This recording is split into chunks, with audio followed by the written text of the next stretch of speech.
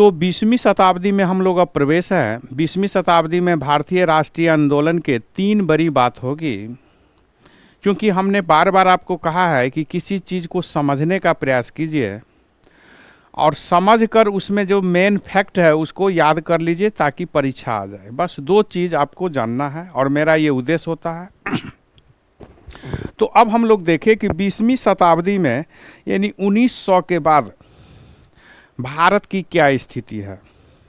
तो 1900 के बाद हम देखेंगे कि भारत में 3-4 बड़ी महत्वपूर्ण स्थिति उभरेगी, जिसके बारे में हम आपको थोड़ा लिख दे तो अच्छा रहेगा आपके लिए।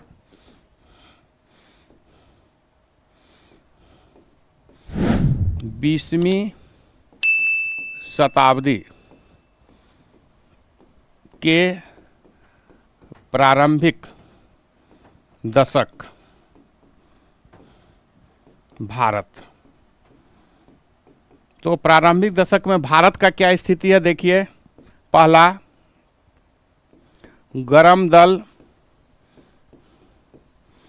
और नरम दल के बीच विवाद। दूसरा,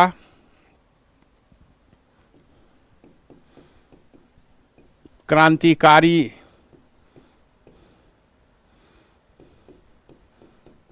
संगठनों की स्थापना।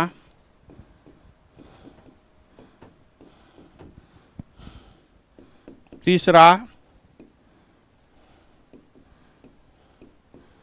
अखिल भारतीय मुस्लिम लीग की स्थापना।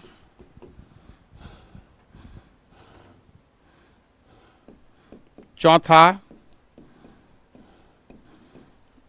स्वदेशी आंदोलन।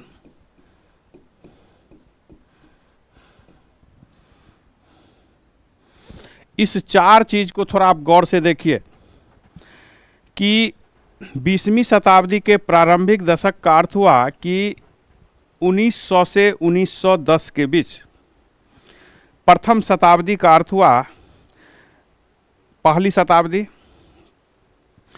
और हम 20वीं शताब्दी लिख रहे हैं यानी 1900 के बाद। अब 1930 के दशक के अर्थ हो गया कि 20वीं शताब्दी के तीसरे दशक, तो इसका अर्थ हो गया कि 1930 के दशक।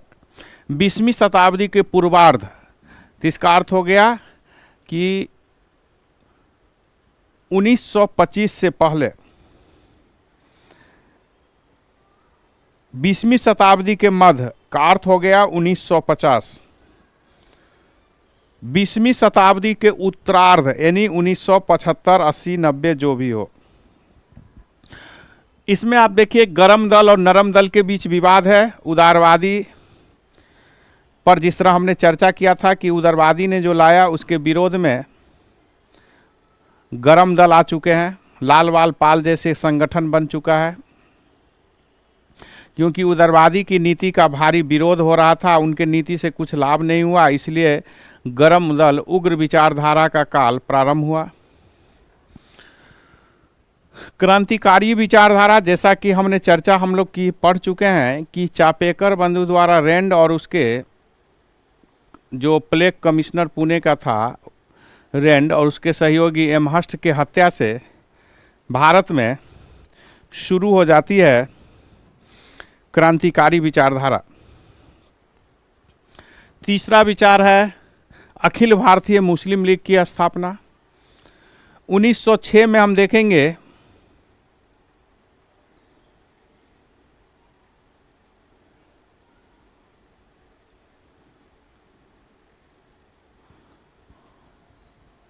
हाँ, जो पीडीएफ आपको सब यदि मिला है तो वह हाथ से लिखा है। आप लिखें, हम लिखें, कोई भी लिखा हो, मेरा फैक्ट मेरा है, लिखा हुआ किसी के हाथ का हो सकता है।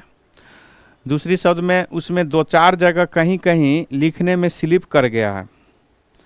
इसको छोड़कर सामान्यतः आपको जो मिला है बहुत ही बेहतर होना चाहिए, आपके परीक्षा में बहुत उपयोगी होगी, समझ भी बढ़ेगी। सब हाथ से लिखा होगा। तो अखिल भारतीय मुस्लिम लीग की स्थापना हुई 1906 में 30 दिसंबर को ढाका में, जिससे भारत में फूट डालो और शासन करो की जो नीति है उस नीति को एक आधार दिया गया। फूट डालो और शासन करो नीति को अखिल भारतीय मुस्लिम लीग की स्थापना से बल मिला। जैसा कि हमने कहा, आपको पढ़ा चुके हैं कि 1857 के बाद ही ब्रिटिश सरकार फूट डालो शासन करो नीति अपनाएगा। फिर 1875 में अलीगढ़ मोहम्मडन ओरिएंटल कॉलेज से इसकी एक संस्थागत रूप ले लिया। सैयद अहमद खां जो मुस्लिम के बहुत बड़े, गुड मॉर्निंग एवरीवन, बहुत बड़े एक प्रभावशाली सामाजिक धार्मिक सुधार आंदोलन के रूप में सैयद अहमद खां आया। सैयद अहमद खां का वही योगदान है जो राम मोहन राय यानी राजा राम मोहन राय का है। हिंदू में जो स्थान राजा राम मोहन राय का है वही मुसलमानों में स्थान सर सैयद अहमद खां का है। तो यही आगे चलकर अंग्रेज फूट डालो शासन करो नीति के लिए मुस्लिम लीग की स्थापना करेगा। और चौथा बड़ी बात हम देखेंगे स्वदेशी आंदोलन। अखिल भारतीय स्तर पर भारत में चलाया गया प्रथम आंदोलन स्वदेशी आंदोलन है। ऑल इंडिया लेवल का आपसे ध्यान रखेंगे, ऑल इंडिया लेवल का पहला विरोध एसएन बनर्जी, सुरेंद्र नाथ बनर्जी के नेतृत्व में सिविल सर्विसेज उम्र सीमा को लॉर्ड लीटन द्वारा जो बढ़ा दिया गया था, यानी कि घटा दिया गया था, 21 वर्ष से 19 वर्ष कर दिया गया था। इसके विरोध में ऑल इंडिया लेवल का पहला विरोध हुआ था। और ऑल इंडिया लेवल का पहला आंदोलन यदि पूछ दिया जाए तो आपका उत्तर होना चाहिए स्वदेशी आंदोलन। आपसे पूछे अखिल भारतीय स्तर का भारत का प्रथम आंदोलन कौन, तो आप उत्तर देंगे स्वदेशी आंदोलन। 1905 से 1907-8 के बीच चलाया गया ये स्वदेशी आंदोलन। 1905 से 1907-8 के बीच ये चलाया गया स्वदेशी आंदोलन बड़ी ही महत्वपूर्ण आंदोलन है। हम इस पर चर्चा आपके बीच पिछले क्लास में करने की शुरुआत की लेकिन कर नहीं पाया था।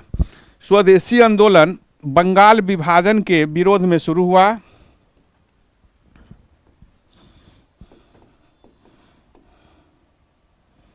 स्वदेशी आंदोलन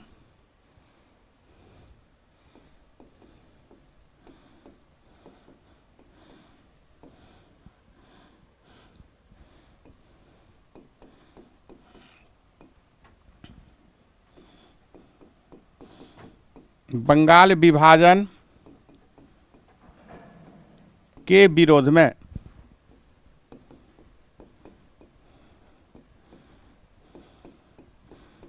ऑल इंडिया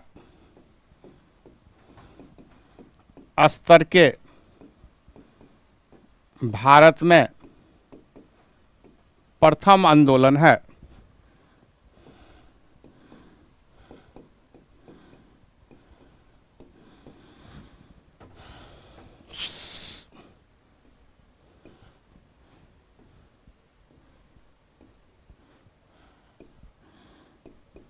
सात अगस्त 1907 को 1905 को कलकत्ता के टाउन हॉल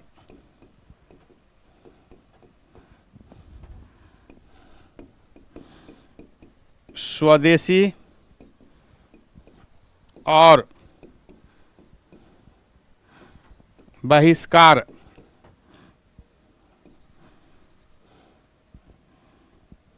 स्वदेशी और बहिष्कार का प्रस्ताव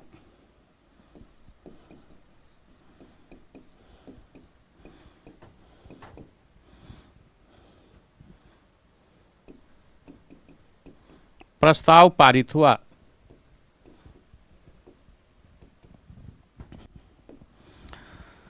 सर्वप्रथम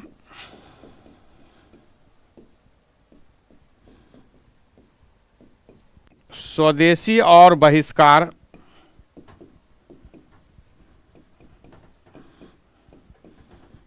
का विचार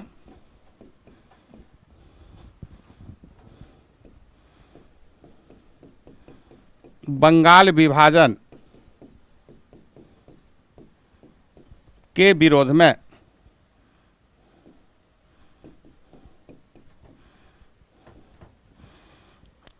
कृष्ण कुमार मित्र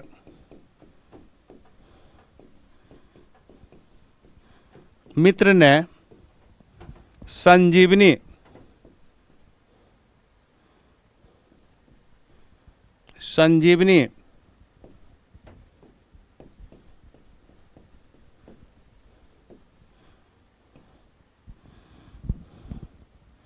समाचार पत्र के माध्यम से दिया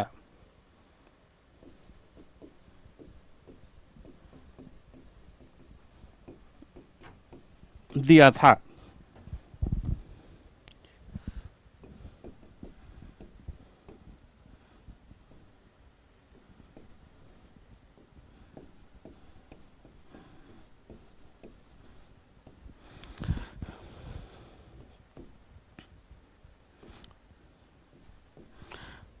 थोड़ा ध्यान दीजिए, फिर आगे इस पर चर्चा करेंगे।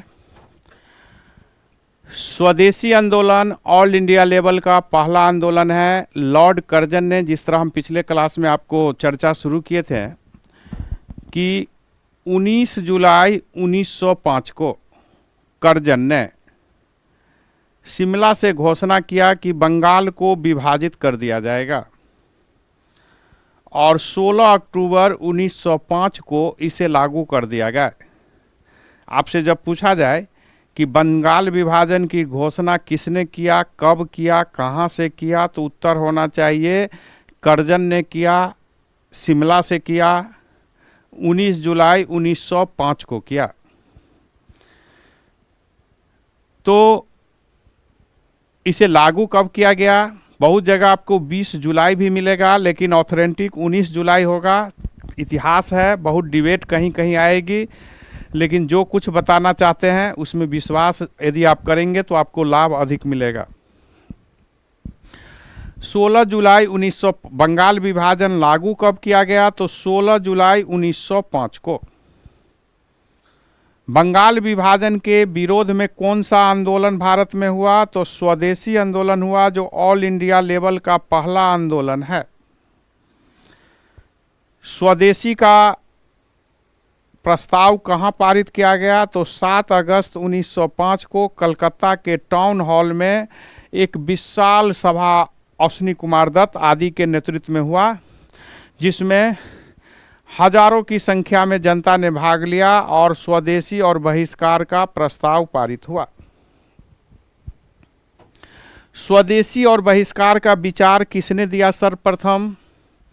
तो उत्तर देना है कि कृष्ण कुमार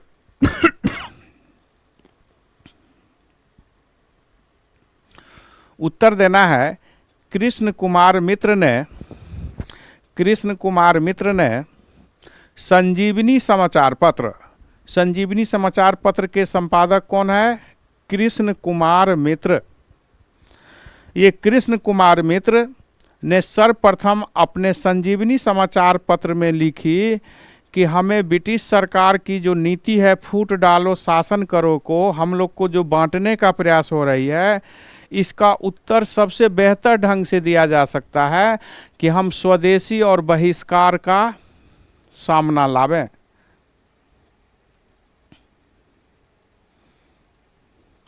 देखिए मोहित जी, यदि कोई विषय नहीं हो रहा है तो ठीक है, आपने हमको संवाद दिया, हम आपको संवाद दे देंगे, लेकिन आप ये मैनेजमेंट से बात कीजिए। यह काम मैनेजमेंट का है, आपको हमारा काम है, हमारा क्लास है, हम आए आपको पढ़ा दिए, बस। इससे ज़्यादा हमारा कोई अधिकार नहीं है, ना हम कुछ कर सकते हैं, क्योंकि हम यहाँ मैनेजमेंट में नहीं हैं, ना हम डायरेक्टर हैं, ना मेंबर हैं, ना एमडी हैं। तो फिर हम आपका कोई इसमें सहयोग, हम एक टीचर हैं, हम जो पढ़ा रहे हैं इससे रिलेटेड कोई समस्या हो तो बोल सकते हैं। ठीक है, आपने बोला, हम पहुंचा देंगे उनका आपके विचार को पहुंचा देंगे। चलिए, हम बताना चाहेंगे कि संजीवनी समाचार पत्र में कहा गया कि ब्रिटिश सरकार जिस तरह की नीति अपना रही है उसको हटाने के लिए हमें स्वदेशी और बहिष्कार का विचार लाना चाहिए। जैसा कि स्वदेशी शब्द सर्वप्रथम दयानंद सरस्वती ने किया। स्वदेशी विधेयक 1895 में लाला लाजपत राय 1895 में बाल गंगाधर तिलक ने लाया भी था। अब ये स्वदेशी और बहिष्कार क्या है? तो स्वदेशी का अर्थ होता है अपने देश की वस्तुओं और सेवा का प्रयोग करना। स्वदेशी का अर्थ होता है अपने देश की वस्तुओं और सेवा का प्रयोग करना। और बहिष्कार का अर्थ तो समझ रहे हैं कि जब ये हम अपने देश के वस्तु और सेवा का प्रयोग करेंगे तो विदेशी वस्तुओं और सेवा का अपने आप ऑटोमेटिक समाप्त हो जाएगा। हम किसी वस्तु का प्रयोग करते हैं तो हमें तो वस्तु चाहिए, चाहे वो अपना हो या विदेशी। यदि वो वस्तु स्वदेश का हो तो हमें फिर विदेश वस्तु को क्यों लेना? जब कोई वस्तु हमारे देश का मिल जाए तो हम विदेशी वस्तु क्यों लेंगे? यदि उसका उपयोगिता और द्रव्य मूल्य यानी कि उसका मार्केट वैल्यूएशन और प्राइस यदि हमारे लिए ठीक हो तो हम स्वदेशी वस्तु लेंगे। तो कहा गया है कि ब्रिटिश सरकार की वस्तु और सेवा का हम बाइकॉट करें और अपने देश और वस्तुओं का हम प्रयोग करें। तो यही स्वदेशी आंदोलन है जो 16 अगस्त स्वदेशी और बहिष्कार का प्रस्ताव हुआ पारित। तो ध्यान देंगे, उसका उत्तर देंगे 7 अगस्त। और स्वदेशी आंदोलन शुरू हो गया है यहाँ, लेकिन बंगाल का विभाजन 16 अक्टूबर 1905 को इम्प्लीमेंट हुआ, लागू हुआ, इफेक्टिव हुआ। उस दिन से हम लोग स्वदेशी आंदोलन को वास्तव में एक जन आंदोलन के रूप में चलाया गया। अब इस आंदोलन के दौरान जो कुछ बड़ी बात है जो आपके लिए बहुत ज़रूरी है, 16 अक्टूबर को बंगाल में शोक दिवस मनाया गया। कहा गया इसे हम राष्ट्रीय शोक दिवस के रूप में भी मानते हैं। बंगाल में अश्विनी कुमार दत्त, एस.एन. बनर्जी तो कहा कि ये बंगाल का विभाजन हमारे ऊपर वज्रपात है, थंडर है, बम हमारे ऊपर वज्रपात गिर गया, यानी बम, थंडर, ठंका, जिसको हम लोग ठंका कहते हैं अपने शब्दों में। तो कहा कि ये वज्रपात की तरह हमारे ऊपर गिरा है, एस.एन. बनर्जी का कथन है। तो इसमें अश्विनी कुमार दत्त, आनंद मोहन बस, रविन्द्रनाथ टैगोर, अरविंद घोष जैसे बड़े नायक इस आंदोलन में बड़े ही सक्रिय रूप से भाग ले रहे हैं और इस आंदोलन को एक दिशा और दशा देने का प्रयास कर रहे हैं। 16 अक्टूबर को राष्ट्रीय शोक दिवस मनाया गया। उस दिन उपवास रखा गया, रक्षाबंधन मनाया गया। हिंदू मुस्लिम एकता सूत्र बांधने के लिए रक्षाबंधन दिवस मनाया गया। गंगा स्नान करके हिंदू देवी देवताओं के नारा के साथ सभी हिंदू मुस्लिम ने इस स्वदेशी आंदोलन को बड़े ही सशक्त रूप लाने का प्रयास किया। बंगाल स्वदेशी आंदोलन बंगाल विभाजन के विरोध में हुआ। आपसे प्रश्न हो कि स्वदेशी आंदोलन क्यों हुआ, तो बंगाल विभाजन के विरोध में हुआ। बंगाल विभाजन क्यों किया गया? तो सरकार ने कही कि हमें प्रशासनिक और विकास कार्य जो हम काम कर रहे हैं उसमें तेजी लाने के लिए, अधिक व्यक्ति तक कम समय में पहुँचे, इसके लिए हमें ये हमें बंगाल को विभाजित कर दिया है, पूर्वी बंगाल में और पश्चिमी बंगाल में। वास्तव में पूर्वी बंगाल मुस्लिम बहुलक और पश्चिमी बंगाल हिंदू बहुलक बनाकर भारत में राष्ट्रवाद का शुरुआत जो हुआ बंगाल से हुआ। भारत में अंग्रेज का विजय अभियान बंगाल से शुरू हुआ। भारत में राष्ट्रवाद की शुरुआत भी बंगाल से हुआ और राष्ट्रवाद का एक बहुत बड़ा नहीं, सबसे बड़ा केंद्र के रूप में हमारा बंगाल ही उभर कर आया था। तो इस बढ़ते हुए राष्ट्रवाद को रोकने के लिए अंग्रेज ने फूट डालो और शासन करो की नीति अपनाया, हिंदू मुस्लिम को बांटने का प्रयास किया। सरकारी रिपोर्ट में कहा गया प्रशासनिक और विकास कार्यों के लिए हम ऐसा कर रहे हैं, लेकिन जैसा कि रिजले भारत सचिव को पत्र कर्जन ने लिखा, उसमें स्पष्ट रूप से कहा कि बंगाल एक बड़ी शक्ति है, राष्ट्रवाद का केंद्र है। जब इसे हम बांट देंगे तो वह राष्ट्रवाद कमज़ोर होगी और फिर हम मज़े में शांतिपूर्ण एक समुदाय को कुछ लाभ देकर शासन करते रहेंगे। तो स्पष्ट हो गया कि बंगाल का विभाजन सांप्रदायिकता के आधार पर हुआ था, जिसमें हिंदू मुस्लिम को बांटकर भारत में बढ़ते हुए राष्ट्रवाद को कमजोर करना था। इस आंदोलन के दौरान जैसा कि आप जानते हैं, अश्विनी कुमार दत्त ने बंधवा स्वदेशी समिति जैसे संस्था बनाई, विदेशी वस्तुओं और सेवा का बहिष्कार शुरू हो गया, हजारों की संख्या में छात्र छात्राओं ने कॉलेज स्कूल छोड़ दिया, वकीलगिरी करना छोड़ दिया, मजदूर भी या जो कर्मचारी थे सरकारी कर्मचारी, उन्होंने भी अपना नौकरी से त्यागपत्र दे दिया। सभी ने काम करना, हड़ताल करना शुरू कर दिया, तालाबंदी कर दिया। यह जहाँ जहाँ भी अंग्रेज की कारखाना या माने कंपनी थी या दुकान थी या जहाँ विदेशी वस्तु थी, उसका रोकने के लिए धरना प्रदर्शन बहुत तेज हो गई। उनकी वस्तुओं को होली मनाई गई, यानी उनकी कपड़ों को जला दिया गया। इस दौरान स्वदेशी आंदोलन कितना सफल था, ये जन जन तक एक कमज़ोर वर्ग ने भी इसमें बहुत ही महत्वपूर्ण भूमिका निभाया। और यह कितना स्वदेशी आंदोलन बंगाल में सक्रिय था, इसका एक उदाहरण आप बता दें आपको। धोबी ने विदेशी कपड़ा धोने से इनकार कर दिया। मोची, जूता बनाने पॉलिश करने वाला, मोची ने विदेशी जूता को पॉलिश करने से इनकार कर दिया, कहा कि यदि विदेशी जूता है तो हम इसका पॉलिश नहीं करेंगे। यहाँ तक कि जो प्रसाद मंदिर में हम लोग चढ़ाते हैं, यदि पंडित जी को यह पता लग गया, पुजारी को, कि यह प्रसाद विदेशी है अथवा विदेशी चीनी से बनी है या उनकी वस्तु से बनी है, तो पुरोहित ने, पंडित जी ने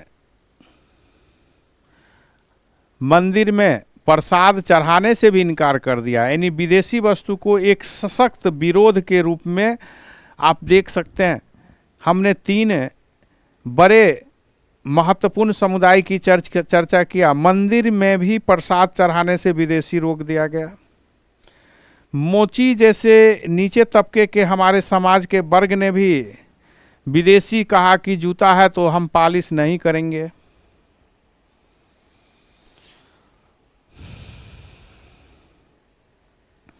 धोबी ने कहा कि यदि विदेशी कपड़ा है तो हम उसको नहीं धोएंगे, नहीं आयरन करेंगे। तो निसंदेह यह स्वदेशी आंदोलन के महत्व को दर्शाता है। आज हम लोकल टू वोकल की बात कर रहे हैं, आत्मनिर्भर की बात कर रहे हैं। यह स्वदेशी आंदोलन हमें इन सभी बातों की प्रेरणा, शिक्षा देती है। स्वदेशी आंदोलन के दौरान 15 अगस्त 1906 को राष्ट्रीय शिक्षा परिषद की स्थापना किया गया। जब हम विदेशी स्कूल में नहीं पढ़ेंगे, विदेशी वस्तु नहीं प्रयोग करेंगे, तो स्वदेशी वस्तु चाहिए। तो 15 अगस्त 1906 को राष्ट्रीय शिक्षा परिषद की स्थापना किया गया। नेशनल कॉलेज की स्थापना किया गया। ओरिएंटल आर्ट एंड गैलरी की स्थापना किया गया। यानी हमारी सांस्कृतिक में भी चित्रकला, रविंद्रनाथ टैगोर भारत माता का चित्र पहली बार 1905 में बनाए। हमारी संविधान में बहुत सारे चित्र हैं, उन चित्रों में अधिकांश चित्र बनाने वाले रविंद्रनाथ टैगोर और उनके शिष्य नंदलाल बसु हैं। Nandlal Basu oriental art and gallery द्वारा पहली बार छात्रवृत्ति स्कॉलरशिप लेकर उन्होंने पढ़ाई की और बहुत बड़े कलाकार बन गए। हमारी उस समय के साहित्य देशर कथा गणेश भास्कर द्वारा लिखा गया। देश की कथा में भी स्वदेशी आंदोलन दिखाई देती है। इस काल में स्वदेशी बंधुआ समिति की 500 से अधिक शाखा बनाई गई थी, ब्रांचेज थी। पीसी राय ने बंगाल केमिकल एंड फार्मा की स्थापना की, जो दवा और रासायनिक से संबंधित महत्वपूर्ण क्षेत्र थी। 1907 में टाटा आयरन और स्टील कंपनी की स्थापना हुई। 1907 में अगस्त 1907 में Tata iron and steel company यानी कि टिस्को टाटा, ये भी स्वदेशी आंदोलन की एक मूर्त रूप जो निजी क्षेत्र में शुरू हुई। भारत में वास्तव में लोहा इस्पात कारखाना की शुरुआत टाटा टिस्को से होती है, आयरन एंड स्टील कंपनी से होती है। भले ही 1874 में कुल्टी में पहली बंगाल आयरन एंड वर्क्स की स्थापना से भारत में लोहा इस्पात कारखाना की शुरुआत 1874 में हुई, लेकिन वास्तविक रूप देखा जाए तो Tata iron and steel company 1907 से भारत में, ये स्वदेशी आंदोलन की एक बहुत बड़ी पहल थी। स्वदेशी आंदोलन के दौर में जहां एक और हम लोग विदेशी वस्तु सेवा का बहिष्कार कर स्वदेशी वस्तु और सेवा और उनके अपने हर क्षेत्र में स्वदेशी लाने के लिए अपने अपने से प्रयासरत थे, यही वह दौर है जब क्रांतिकारी विचारधारा भी बड़ी सशक्त रूप में सामने आ रही है और मुस्लिम को भारत में बांटने के लिए भी अंग्रेज बड़ी ही सशक्त है। जैसा कि आप जानते हैं कि 1904 में अभिनव भारत की स्थापना वीर सावरकर बंधुओं द्वारा किया गया और बंगाल में अनुशीलन समिति बहुत ही चर्चा में रही। अनुशीलन समिति कई व्यक्तियों द्वारा अलग अलग क्षेत्र में स्थापित किया गया, जिसमें पुलिनदास बिहारी द्वारा सर्वप्रथम 1902 में ढाका अनुशीलन समिति की स्थापना की गई थी 1902 में। फिर उसके बाद बहुत सारी अनुशीलन समिति बनाई गई, जिसमें भूपेंद्र नाथ बसु अरविंद घोष द्वारा अनुशीलन समिति जो 1907 में बनाई गई काफ़ी प्रभावशाली रही। और फिर इसी दौर में वंदे मातरम समाचार पत्र भी निकाला गया। इसका संपादक बिपिन चंद्र पाल ने भी किया। भवानी मंदिर नाम के प्रसिद्ध क्रांतिकारी पुस्तक अरविंद घोष द्वारा निकाला गया। हम बताना चाहेंगे कि ये स्वदेशी आंदोलन और क्रांतिकारी विचार दोनों एक दूसरे से इस दौर में लथपथ हो रहा है, मिलजुल रहा है। जैसा कि आप जानते हैं कि हम चर्चा किए थे कि प्रथम विश्व युद्ध से क्रांतिकारी को हम 3 भाग में बांटेंगे, प्रथम विश्व युद्ध से पहले, प्रथम विश्व युद्ध और प्रथम विश्व युद्ध के बाद। तो प्रथम विश्व युद्ध में जिसमें हमने चर्चा इसी दौर में आपको पिछले क्लास में किए थे, जिसमें खुदीराम बोस आदि की भी चर्चा किए थे, ये सब स्वदेशी आंदोलन के काल में ही एक महत्वपूर्ण घटना आसपास में आप देख रहे हैं। यानी 20वीं शताब्दी के प्रथम दशक की हम बात कर रहे हैं। 1900 से 1910 के बीच में बड़ी ही हलचल की दौर है भारत का। ऑल इंडिया लेवल के स्वदेशी आंदोलन थी, जिसमें रविंद्रनाथ टैगोर ने वंदे मातरम का नारा एक बुलंद रूप में स्वदेशी आंदोलन में आ गया। रविंद्रनाथ टैगोर ने इसी दौर में हमार बंगाल सोनार नाम से भी कविता लिखी, जो वर्तमान में बांग्लादेश का राष्ट्रीय गीत है। यही स्वदेशी आंदोलन के दौरान लिखी गई। वंदे मातरम शब्द जो सर्वप्रथम 1882 में आनंद मठ पुस्तक में चर्चा में आया, 1876 में ही यह पुस्तक 78 में लिख चुके थे, लेकिन आनंद मठ उपन्यास 1882 में प्रकाशित हुई, जिसमें वंदे मातरम गीत की भी चर्चा हुई पहली बार। 1896 में कलकत्ता अधिवेशन में रहीमतुल्ला सियानी की अध्यक्षता वाला कांग्रेस अधिवेशन में पहली बार वंदे मातरम गाया गया।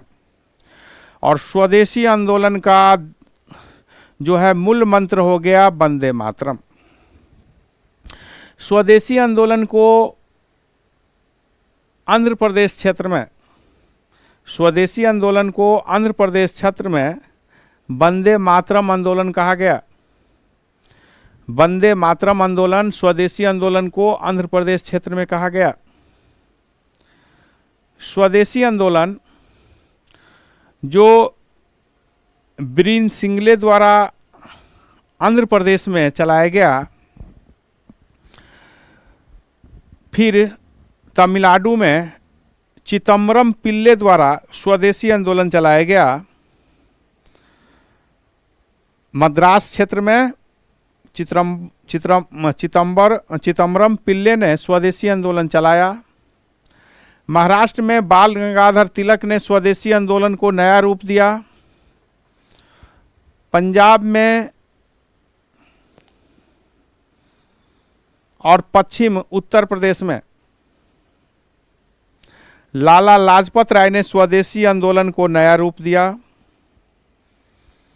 दिल्ली और उत्तर प्रदेश के बड़े भाग में मोहम्मद हैदर रजा ने स्वदेशी आंदोलन को नया रूप दिया। मेरा कहना है कि ऑल इंडिया लेवल का यह आंदोलन है, तो किस क्षेत्र में किस नेता ने किया? आंध्र क्षेत्र में वीर सिंगले द्वारा, मद्रास क्षेत्र में चिदम्बरम पिल्ले द्वारा, बॉम्बे महाराष्ट्र क्षेत्र में बाल गंगाधर तिलक द्वारा, पंजाब पश्चिम उत्तर प्रदेश क्षेत्र में लाला लाजपत राय द्वारा, दिल्ली और उत्तर प्रदेश में हैदर रजा द्वारा, और बंगाल तो सबसे बड़ा केंद्र था, जहां बहुत ही महत्वपूर्ण, जिसमें आधा दर्जन कम से कम बड़े नेता थे, जिसमें अरविंद घोष, रविंद्रनाथ टैगोर, एस.एन. बनर्जी, अश्विनी कुमार दत्त, आनंद मोहन बोस, अविंद्रनाथ टैगोर, अब्दुल लतीफ़, ये सब कुछ ऐसे बड़े क्रांतिकारी विचारधारा, ये क्रांतिकारी नहीं है, लेकिन इनके विचार बड़े ही परिवर्तनशील है और इनकी विचार को बहुत ही तेजी से अपनाया गया। अब हम पढ़ेंगे कि जब स्वदेशी आंदोलन बहुत सफल रहा, विशेष रूप से बंगाल में बहुत सफल रहा, पहली बार जन आधार कांग्रेस को मिली। आपसे प्रश्न हो कि कांग्रेस को जन आधार पहली बार कब मिली, तो उत्तर होना चाहिए स्वदेशी आंदोलन। अब हम थोड़ा चर्चा करें मुस्लिम लीग की। तो ये मुस्लिम लीग की जो स्थापना हुई,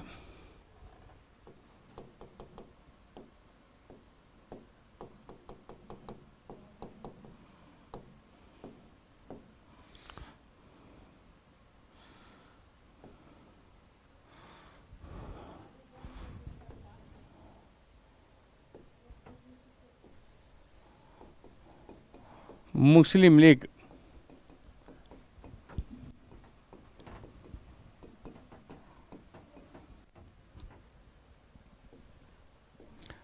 तीस दिसंबर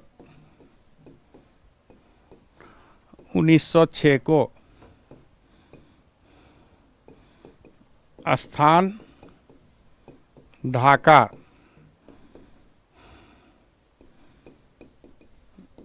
संस्थापक आगा खां और सलीम मुल्ला।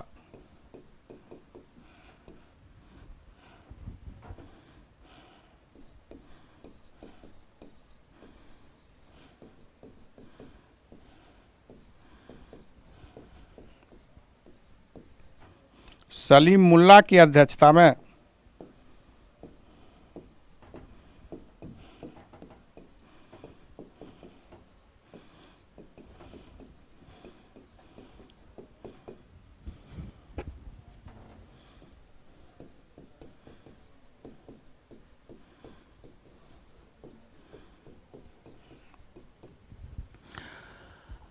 हम बताना चाहेंगे कि जब भारत में स्वदेशी आंदोलन चल रही थी, ब्रिटिश सरकार ने फूट डालो शासन करो नीति को चलाने का प्रयास किया, लेकिन उसका उल्टा परिणाम हुआ। हिंदू मुस्लिम ने बहुत बढ़ चढ़कर स्वदेशी आंदोलन में भाग लेना प्रारंभ किया, तो अंग्रेज के लिए यह बहुत ही घातक थी।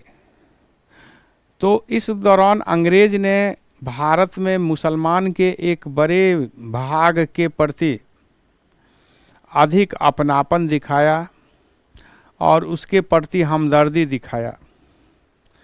मुसलमान का एक शिक्षित वर्ग अब अंग्रेज से अधिक लाभ उठाना चाहता है।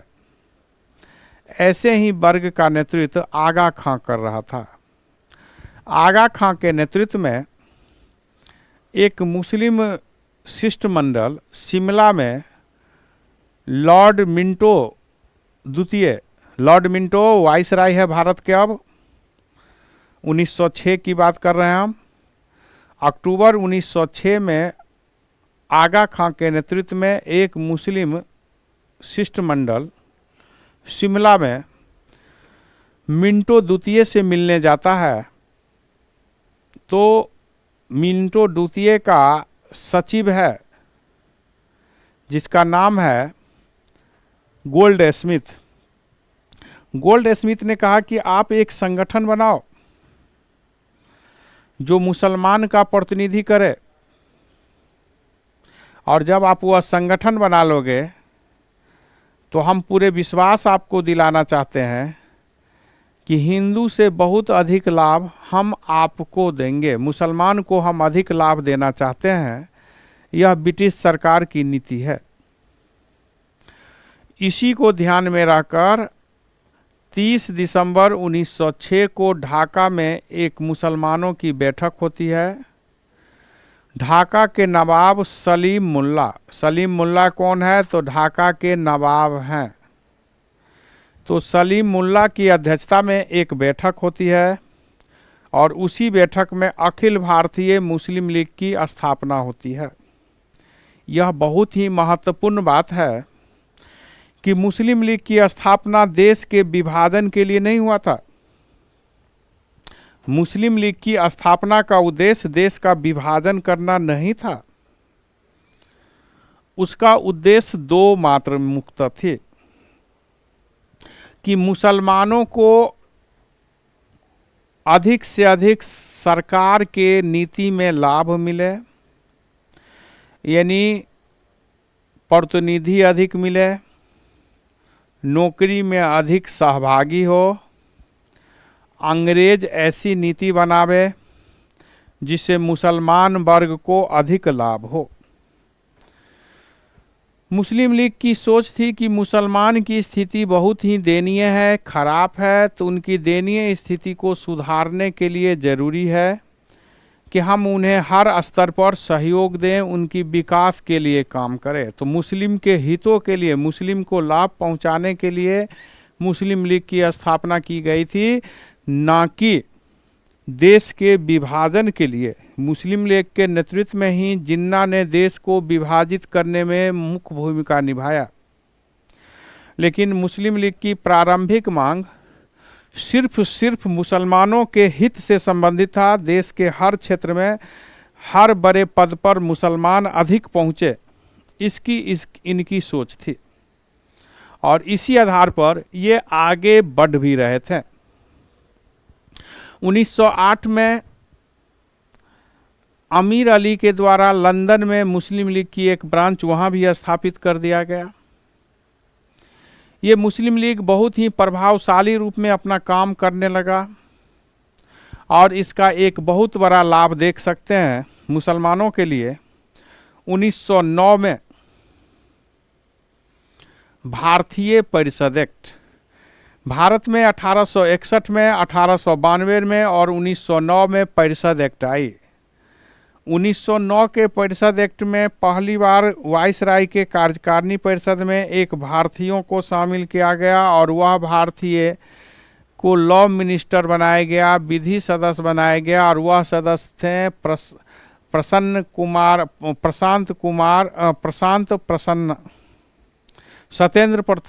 सत्येंद्र प्रसन्ना सिन्हा। वह कौन थे? सत्येंद्र प्रसन्ना सिन्हा।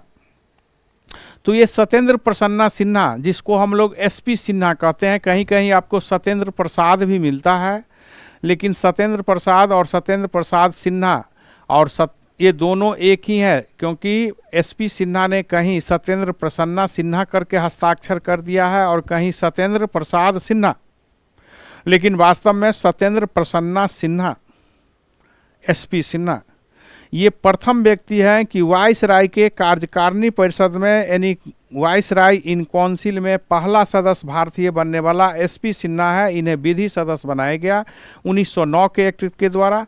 केंद्रीय परिषद में बहुत विस्तार किया गया, कहा कि इसकी सदस्य संख्या न्यूनतम 20 अधिकतम 69 होगी। 1913 में इनके सदस्य संख्या और बढ़ा दिया गया।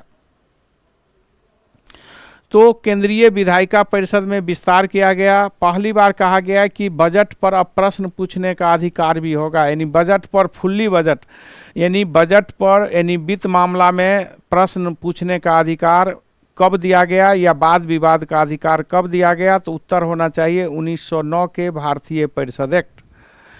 किस परिषद एक्ट के द्वारा भारतीयों प्रथम बार किसी भारतीयों को वाइसराय इन काउंसिल में शामिल किया गया? तो वह यही भारत परिषद एक्ट 1909। एसपी सिन्हा, सत्येंद्र प्रसन्ना सिन्हा को विधि सदस्य बनाया गया। इस एक्ट के द्वारा जो सबसे बड़ी बात थी कि सांप्रदायिकता का बीज रोपण, ब्रिटिश सरकार ने भारत में सांप्रदायिकता का बीज रोपण कर दिया। 1909 के भारतीय परिषद एक्ट में कहा गया कि मुसलमानों के लिए अलग पृथक निर्वाचन मंडल दे दिया गया, यानी मुसलमान को वोटिंग कर मुसलमान ही वोट देंगे और वह मुस्लिम लीग के सदस्य होंगे।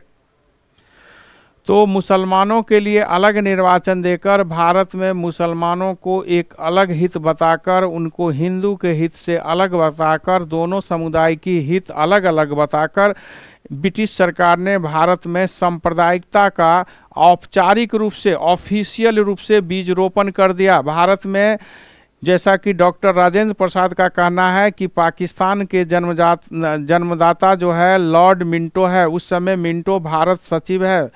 इस प्रकार आप देखेंगे कि 1909 में जो घटना हुई भारत परिषद एक्ट, यह बड़ी ही दुखदायी घटना थी। यह बहुत ही खराब बात थी। मुसलमानों को हिंदू से अलग करके देश के विभाजन की रूपरेखा तैयार कर दिया। जैसा कि आप जानते हैं कि देश का विभाजन धर्म के आधार पर हुआ। दोनों समुदाय के हित को अलग अलग बताने का प्रयास अंग्रेज ने किया। जैसा कि 1909 के एक्ट पर मार्ले, उस समय भारत सचिव है, वह कह रहा है कि भारत में हम एक ऐसा विष बो रहे हैं, एक ऐसा हम नाग बो रहे हैं, विष बो रहे हैं, जिसका दंत जो है, हम ऐसा एक नाग के दंत बो रहे हैं, यानी कि विष बो रहे हैं, जिसका परिणाम बहुत ही भयावह होगी। यानी उसने कह दिया कि हम हिंदू मुस्लिम के बीच ये बांटकर एक बहुत बड़ा भारत में जो है गलत काम करने जा रहे हैं, जिसका परिणाम बड़ी ही भयावह होगी। यह जो वृक्ष होगी वह विषैले होगी और वह विषैले वृक्ष देश का विभाजन कर दिया। आज भी हिंदू मुस्लिम के बीच वही विषैला वृक्ष हम लोग को बीच, मानव के बीच भेद कराने में भी लगा हुआ है। तो मेरा कहना है कि यह एक बहुत बड़ी घटना थी, जिसको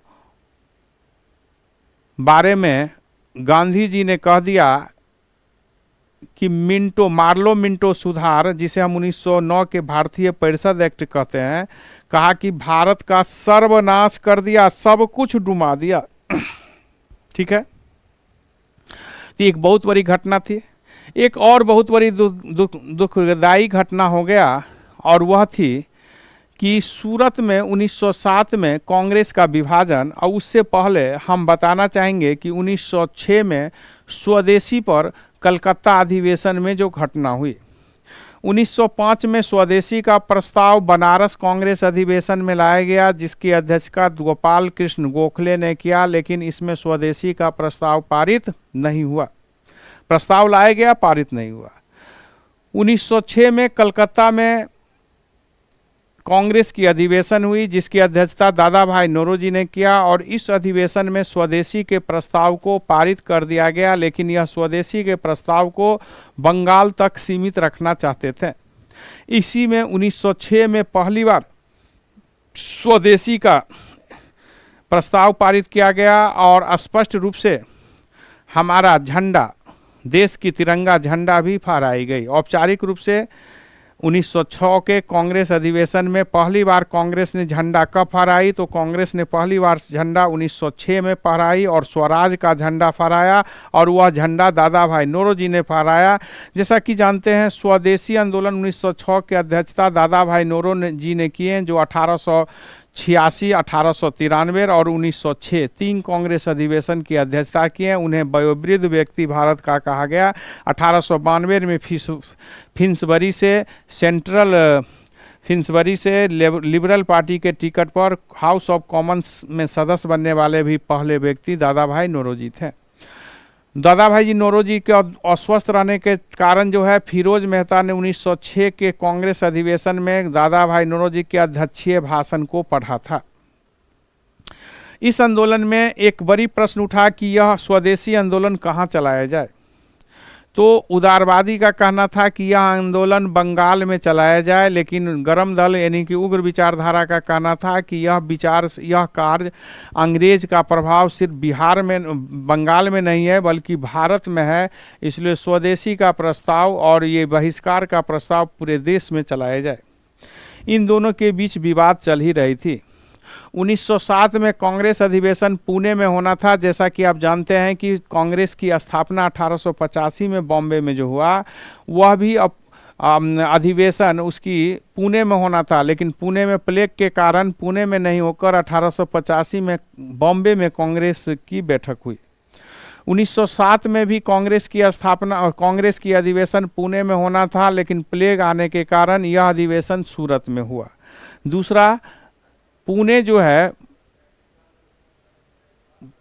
जो है वह बाल गंगाधर तिलक का गढ़ था, इस कारण से भी यह अधिवेशन सूरत में हुआ। सूरत अधिवेशन में अध्यक्ष पद को लेकर यानी गरम दल और नरम दल के बीच विवाद बहुत बढ़ गया। अध्यक्ष पद को लेकर दोनों के बीच अपमानजनक कार्य भी हुआ। मुक्का धुक्की, कुर्सी चलाना, फेंकना, एक दूसरे को बेइज्जती करना, बड़ी सामान्य स्थिति वहां बन गई। और अंततः अध्यक्ष पद को लेकर नरम दल ने गरम दल को कांग्रेस से बहिष्कार कर दिया, बाहर कर दिया। अब गरम दल बाहर हो गया, क्योंकि गरम दल अल्पमत में था, नरम दल बहुमत में था। तो उदारवादियों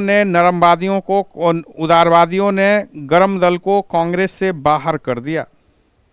इसी को हम कांग्रेस स्पिरिट, कांग्रेस फूट कहते हैं। कांग्रेस फूट सूरत अधिवेशन, सूरत कांग्रेस को सूरत फूट भी कहा जाता है। 1907 में अधिवेशन हुआ था। इस रास बिहारी बोस, आपसे प्रश्न होगा 1907 के कांग्रेस अधिवेशन की अध्यक्षता किसने की, तो रास बिहारी बोस। जितने कांग्रेस की अधिवेशन हुई उसकी अध्यक्षता, अध्यक्ष कौन, क्या महत्वपूर्ण परिणाम था उस कांग्रेस में, ये आपसे प्रश्न होती है। लेकिन कुछ बड़ी घटना है, जिस तरह 1905 की हमने चर्चा की, 1906 की 1907 का की। ये तीन अधिवेशन अति महत्वपूर्ण है, जहाँ से आपसे अनेकों बार प्रश्न पूछी गई है उसके महत्वपूर्ण परिणाम कारण। 1907 में कांग्रेस की का जो है विभाजन हो गया, नरम दल और गरम दल अलग अलग हो गए। जैसा कि आप जानते हैं, इस अधिवेशन की अध्यक्षता रास बिहारी बोस ने की, और इसका तात्कालीन कारण था अध्यक्ष पद को लेकर। गरम दल चाहता था कि मेरे दल के कोई व्यक्ति अध्यक्ष बने, यानी लाला लाजपत राय वगैरह कोई अध्यक्ष बने, जबकि नरम दल इसके लिए तैयार नहीं हुआ। एनी बेसेंट का कहना है कि 1907 में कांग्रेस का विभाजन कांग्रेस की इसके इतिहास की सबसे दुखदाई घटना है। कांग्रेस की इतिहास की सबसे दुखदाई घटना है, जैसा कि कर्जन ने कहा था कि कांग्रेस लड़खड़ा रही है, पतन की ओर अग्रसर हो रही है और भारत में रहते हुए मेरी अंतिम इच्छा इसके पतन में सहायक हो, वह बड़ी ही चरितार्थ मिनटों के काल में हो गया। तो इस प्रकार राष्ट्रवादी विचारधारा यहाँ कमज़ोर हो जाता है। इसी समय 1908 में एक दूसरे तरफ क्रांतिकारी विचारधारा हावी होती है, मुस्लिम लीग की स्थापना हो जाती है। 1908 में तिलक को जो है देश निकाला, 6 साल की राजद्रोह का मुकदमा चलाकर 6 साल के लिए इन्हें मांडले जेल भेज दिया गया, म्यांमार बर्मा, जहां रहकर उन्होंने Gita Rahasya, the Vedas of Arctic home of the Vedas, the Arctic home of the Vedas जैसे पुस्तक भी मांडले जेल में रहकर बाल गंगाधर तिलक ने लिखी, और उसी में गीता रहस्य जैसी पुस्तक भी जो है गीता पर कमेंट है, यह बाल गंगाधर तिलक मांडले जेल में रहकर लिखी। तो 6 साल के लिए बाल गंगाधर तिलक को मांडले जेल भेज दिया गया। मेरा कहना है कि 1910 के नीचे ही भारत में राष्ट्रवादी स्थिति बहुत ही शिथिल हो गई। फिर आगे क्या हुआ हम अगले क्लास में चर्चा करेंगे कि प्रथम विश्व युद्ध किस प्रकार हमने उसमें अंग्रेज को हर तरह सहयोग दिया, फिर हमारे साथ क्या समस्या लेकर आई, इस पर हम चर्चा अगले क्लास में करेंगे। धन्यवाद।